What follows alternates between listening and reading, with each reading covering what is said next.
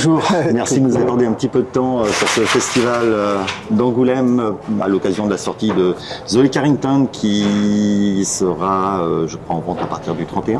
Ouais, c'est ça. Là, on a un petit peu de chance de l'avoir en avant-première sur le festival. Zoé Carrington, pour faire un résumé, je dirais, très succinct et très réducteur. Tu pourras peut-être compléter après. Raconte l'histoire de 3 garçons qui sont partis faire leurs études à Londres, avec plein d'ambitions, plein de rêves de réussite, et qui de fait, en soirée, je dirais plus qu'arrosée, vont finir par perdre leurs aspirations. Et puis il y a cette rencontre avec cette jeune femme que tu décris comme une tornade d'1,60 m. C'est ça. Tu as hésité un petit peu au début sur 2 titres, Zoé Carrington et l'étudiante anglaise. Qu'est-ce qui a fait pencher la balance pour qu'on retrouve Zoé Carrington en couverture et l'étudiante anglaise derrière? Je crois que c'est ma femme qui me disait l'étudiante anglaise, on dirait un vieux film avec Sophie Marceau. Et une fois qu'elle a mis ça dans ma tête, j'avais cette espèce d'encre comme ça. Et puis je crois qu'en fait c'était marrant. La BD, c'est aussi des personnages. Donc mettre un personnage, un nom de personnage, c'est très simple. Mais ça identifiait bien le projet. Et l'étudiante anglaise, c'est plutôt un point de départ, mais ça définissait pas le projet, en fait. Parce qu'au départ, ils se connaissent en étant étudiants, mais ça part vraiment sur autre chose. Donc ça englobait pas l'ensemble. Il y a un côté qui me plaisait bien, parce qu'il y avait un petit côté un peu romanesque que je trouvais un peu littéraire. Mais ouais, voilà. Mais en fait, si j'ai parlé de ces 2 titres, j'en ai eu plein d'autres. En fait, il y avait La fille de Londres. Enfin, j'ai eu plein de. Ça fait partie du processus normal. En fait, soit on a un titre au début, comme l'érection. J'avais mon titre au début. Et à la limite, j'ai fait la BD parce que j'avais cette idée de titre et que ça m'amusait trop dans ma carrière d'avoir un bouquin qui s'appelle l'érection. Quand on a le titre au début, c'est assez reposant parce qu'on a une ligne. Ou soit on le cherche après, et après on cherche comment un titre va pouvoir englober le projet. Et c'est plus compliqué de le trouver. C'est vachement bien quand on l'a au début, mais c'est pas tous les jours le cas. Non, puis là c'est un titre vraiment qui claque quelque part. Ce qui est étonnant en fait, c'est que les gens ne disent pas oui la BD Zoé, car à chercher et tout ça. C'est un truc qui est, ça chante, un truc qui est comme une espèce d'évidence, j'ai l'impression. Alors que l'autre titre, ça aurait peut-être pu induire une petite référence à Nous les petites anglaises. Je sais pas si oui, alors tu pensais pas non plus. 76, qui était un petit peu moins fin, on va dire, dans le scénario. Est-ce qu'il y a une partie de toi dans ce récit? Ah, toujours, ouais. Moi, le résumé, en fait, j'en fais plus. C'est 3 copains qui sont amoureux de la même femme, qui est amoureux d'un autre. Et je crois que la part de moi, c'est toujours l'intérêt de toute façon, c'est d'aller chercher des trucs perso à mettre dedans, même si c'est un sujet plus, ça a une allure un peu plus fun et tout ça que ce que je fais d'habitude, mais il y a un truc plus sombre qui va monter. Mais la part personnelle, je crois que c'est surtout le thème caché dedans, c'est plutôt quel effet ça fait quand on sent un numéro 2 mais pas un numéro 1. C'est-à-dire que cette femme aime quelqu'un qui est évident à aimer et le mec rame pour dire j'existe, moi j'ai de l'amour à te donner, je veux en recevoir et tout ça. C'est ce sentiment de ne pas être la personne en première ligne qui se fait remarquer. Alors, moi, je l'ai pas lu comme ça. J'aurais plutôt dit qu'ils sont numéro 1, mais sur une très courte période. Oui, c'est ça, mais ça entre passe 24 vite. heures et une semaine. C'est ça, mais ça passe très vite. Mais ça passe effectivement très vite. Et ce qui est assez particulier aussi, c'est que ces 3 copains, il n'y a absolument aucun ressenti entre eux. Oui, il n'y a pas de jalousie. Ils se succèdent je dirais, auprès de Zoé Carrington, mais quand il y en a un qui est évincé par rapport à l'autre, voilà, ça continue quand même malgré tout, il n'y a pas de souci de ce côté-là. Il y avait ce côté, ils ont tous, c'est comme si ça les dépassait. En fait. Ils ont eu la chance de la connaître et c'est tellement un tourbillon, un ouragan qu'ils n'ont même pas le temps de se dire je t'en veux ou quoi que ce soit, qu'elle est déjà ailleurs en fait. Zoé Carrington, c'est un feu d'artifice, c'est des bulles de champagne, c'est une euphorie, un délire permanent. C'est plus des bulles de bière, je crois. Ouais, c'est vrai qu'on a un petit échantillon. Elle serait pas trop champagne. Ça dépend, parce qu'après, elle va évoluer certainement vers le champagne, dans la mesure où elle va changer un petit peu de catégorie sociale. Elle est complètement flamboyante. Est-ce que sa devise, ça pourrait être vivre vite et vivre fort? Oui, oui, il y a de ça, oui, bien sûr. Oui, oui. Mais c'est parce que c'est la devise aussi de Léo, avec qui s'en amourache. Et lui, c'est oui, vivre tout de suite pour pas, sachant qu'on va devenir un petit vieux et faut profiter avant de devenir ça. Et on voit un petit vieux. Ne pas s'asseoir au bord du champ pour regarder le tracteur passer. C'est ça. Bambou met en avant une définition de toi. Tu l'as certainement vu, c'est un metteur en scène virtuose des rapports humains. Est-ce que tu te reconnais dans cette définition? Enfin, je me pose pas la question si je me reconnais, je regarde juste si ça ressemble à ce que j'ai envie d'essayer de faire. J'ôte le mot virtuose, mais un metteur en scène des rapports humains, oui. Oui, oui, enfin, il y a un côté... Oui, c'est ça qui me passionne, ouais. C'est de faire exister des gens, faire exister les personnes, les relations, que ça sente le vrai, enfin qu'on puisse mettre du vrai dedans. Ouais, je cours toujours après ça. Et même si là c'est plus fantasque et un peu plus pop, toujours cette nécessité de ramener à la vraie vie, à des sentiments qu'on peut connaître. Sinon ça ne touche pas, et si ça ne touche pas, ça n'a pas d'intérêt. Ah, il y a un autre, je vais dire personnage, j'ai un autre symbole qui est important dans l'album, c'est le tatouage de Zoé, ouais. Qui se transforme qui est un cheval, qui se transforme en cheval rouge, cabré, fougueux, c'est très symbolique, j'allais dire très Ferrari. Oui, mais ça on l'a dit après, moi je connais pas Ferrari, je m'en fous des voitures, ce qui fait que j'ai regardé, j'ai dit ah oui tiens ça ressemble un peu. Avant de s'effondrer en fait, terrassé par la vie, et moi je me suis un petit peu interrogé sur la part de folie qui habitait Zoé.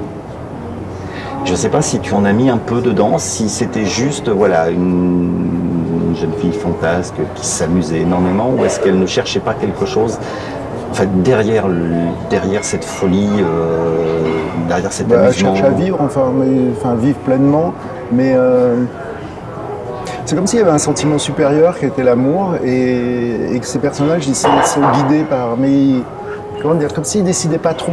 Elle rencontre ce type, Bloom, elle est amoureuse de lui. Les personnages ils sont amoureux de cette fille. Enfin, c'est comme si c'est une force supérieure, ouais, et qui se laissaient un peu balloter comme ça, qu'ils n'avaient même pas leur mot à dire en fait. Et c'est un petit côté un peu romanesque, c'est comme si on devait forcément suivre les élans du cœur. Après avoir écrit cet album, est-ce que tu enverrais tes enfants en Erasmus? J'ai envoyé les enfants, ma fille a fait Erasmus. Oui, non, si, ouais. Pas d'inquiétude. Ils ont eu de très bonnes notes en alcool. Si on parle un petit peu techniquement de l'album, tu as fait les dessins, le scénar, mais il y a aussi une personne, Rémi Terragrossa, qui a fait les décors. Comment est-ce qu'on fait pour faire le dessin? Quelle partie tu t'es gardé et qu'est-ce que lui il a fait? Quand on dit décor, est-ce qu'il a fait, par exemple sur la première page on voit Londres, est-ce qu'il a vraiment fait le décor et toi tu rajoutes les personnages après? Ou alors est-ce que tu fais déjà les personnages et il décore derrière? Alors je fais les personnages, je lui mets des indications, souvent sur un calque en vert, les grandes lignes et tout ça. Si j'ai de la doc, je lui donne de la doc. Et après, il fait derrière. Il met. Donc c'est vraiment, j'ai des pages. Alors c'est presque un fantasme de gamin feignant. C'est-à-dire faire des pages en faisant les personnages comme ça, avec juste des grandes lignes pour le décor, mais sans le travailler. Et donc ça donne le sentiment parfois que la page est faite plus vite. Ce qui n'est pas tout à fait vrai en vrai, parce que il faut réfléchir au décor, l'envoyer, recevoir, rajuster des petits trucs parce qu'on a son style perso et qu'on est un peu maniaque, des petites façons de traiter les arbres ou des reflets qui sont personnels. Mais puis c'est surtout que j'adore Rémi, il est adorable et qu'on réfléchit à bosser ensemble. Et c'est plus un galop d'essai aussi pour s'entraîner à bosser ensemble pour des projets à venir. Et puis il a un truc très méticuleux aussi dans les décors et tout ça. Et moi j'ai toujours bien aimé la dentelle des décors, enfin avoir des petits décors. Des choses parfois très pures et des choses assez riches comme ça. Et ça s'harmonise parfaitement, j'ai l'impression qu'il n'y a pas du tout. Non, ça donc voit pas. On se dit, oh mon Dieu, tout à fait. Décors vont pas ensemble ou quoi que ce soit. Si on parle un petit peu cinéma, tu t'es lancé dans le cinéma c'est pas vrai. Il y a quelques temps. Tu peux nous tu nous raconter comment tu as eu envie de partir dans le cinéma, pourquoi tu as fait ça et où tu en es aujourd'hui? Alors, moi, ça fait un moment, ça fait des années que je bosse des scénarios avec des producteurs et tout ça. Et il y a eu un film adapté d'une de mes BD qui s'appelle L'Invitation par Michael Cohen avec Nicolas Bedos. Et puis à un moment, souvent ça traîne, ces projets, c'est très agaçant. Et là, je me suis dit, j'ai écrit un scénario qui s'appelle Bel Enfant. Je pensais à une actrice qui s'appelle Marine Bohin, que j'aimais beaucoup son timbre de voix et je trouvais qu'elle avait vraiment un haut potentiel. Et j'ai écrit le scénario en pensant à elle. Et après, j'ai envoyé des acteurs, j'ai trouvé une équipe, et on a tourné par petits bouts. C'est-à-dire qu'on a fait ce qu'il ne faut jamais faire. Mais en fait, je suis très content parce que du coup, le film existe, on a réussi à aller au bout. Mais on a tourné 2 jours pour tester l'équipe, tester. Et je disais toujours, je ne sais pas si on arrivera au bout, mais si on fait du bon boulot, on trouvera de l'aide, il y aura toujours, on va franchir des étapes. C'est vraiment le truc des petits pas, d'avancer progressivement. Donc après, on a fait 2 scènes avec les 2 sœurs de cette actrice, enfin des sœurs de fiction. J'ai trouvé les actrices, on a fait 3 jours de tournage. Après, j'en ai parlé à Baptiste Le Caplin, qui a aimé le scénario. On a fait 4 jours avec Baptiste Le Caplin et avec Michael Cohen, un autre acteur, c'est celui qui avait réalisé L'Invitation. Et on a avancé comme ça. Et en montant et tout ça, on a trouvé un producteur qui ça a plu, qui a trouvé une coproductrice italienne. Et on a pu tourner toute la dernière partie du film qui se passe en Italie, dans une villa et tout ça. Mais c'est un processus... c'est vraiment quelque chose que je peux conseiller à personne, parce que j'avais l'espèce de foi que c'était possible. Après, on est sur un petit budget et on ne sait pas encore comment on va le distribuer, donc on est vraiment sur un film indépendant fait hors des circuits. Mais ça y est, le film existe, il est fini. Et moi, je me disais tout le temps, voilà, le succès, c'est d'arriver à le finir. Donc cette phase-là, elle est faite. Là, on attaque pas mal d'avant-premières. Je vais faire une 30aine d'avant-premières dans des cinémas pour le présenter, tout en cherchant un distributeur. Donc c'est pas une aventure finie. Ça a pris 5 ans. Le tournage s'est étalé sur 3 ans. Là aussi, ce que je conseille à personne. Mais pareil, quand je disais que ça allait être possible, beaucoup de gens me disaient « mais non, c'est pas possible, on fait pas un tournage. » Sauf qu'en fait, on l'a fait. Et il y a des scènes qui s'enchaînent où le personnage a 3 ans d'écart et ça se voit pas, en fait. Et j'adore ce côté, c'est vraiment le truc magique, en fait, de la triche, enfin, de donner des illusions et tout ça. Et voilà. Et je suis content d'avoir mené ça jusqu'au bout. Je suis content du rapport avec les gens avec qui on a bossé. Mais il reste des étapes à franchir encore, sinon ça serait trop simple. Qui sont les personnes qui viennent le voir en avant-première dans les cinémas? Alors, on fait alors Bambou soutient le projet depuis le début. Et on fait, là, pour l'instant, on fait des partenariats avec des librairies qui trouvent un cinéma. Et je vais dédicacer. Alors, le timing est pas mal parce qu'il y a Zoé Carrington qui sort. Donc, je vais dédicacer l'après-midi. Et quand je suis bien crevé, rincé d'avoir dédicacé, après on va présenter le film. Donc je pense qu'il y a un pont avec mes lecteurs de BD, mais j'espère qu'on va en trouver d'autres au passage. Et pourquoi c'est si dur de distribuer? Enfin, on n'est pas du tout du métier. Oui. C'est parce que après c'est des équations financières.